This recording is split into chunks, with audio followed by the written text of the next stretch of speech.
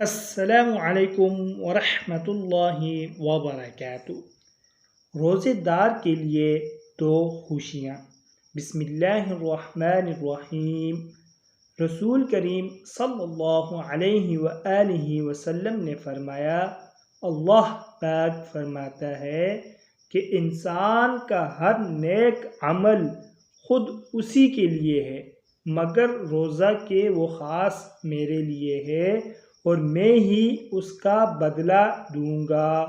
اور روزہ گناہوں کی ایک ڈال ہے، اگر کوئی روزے سے ہو تو اسے فحش گوئی نہ کرنی چاہیے اور نہ شور مچائے۔ اگر کوئی شخص اس کو گالی دے یا لڑنا چاہے تو اس کا جواب صرف یہ ہو کہ میں ایک روزے دار آدمی ہوں، اس ذات کی قسم جس کے ہاتھ میں محمد صلی اللہ علیہ وآلہ وسلم کی جان ہے۔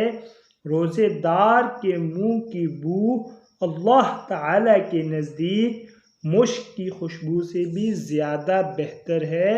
روزے دار کو دو خوشیاں حاصل ہوں گی، ایک تو جب وہ افطار کرتا ہے تو خوش ہوتا ہے، اور دوسرے جب وہ اپنے رب سے ملاقات کرے گا تو اپنے روزے کا ثواب پا کر خوش ہوگا۔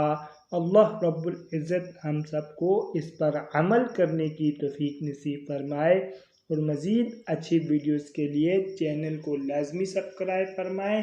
جزاکم اللہ احسن الجزاء۔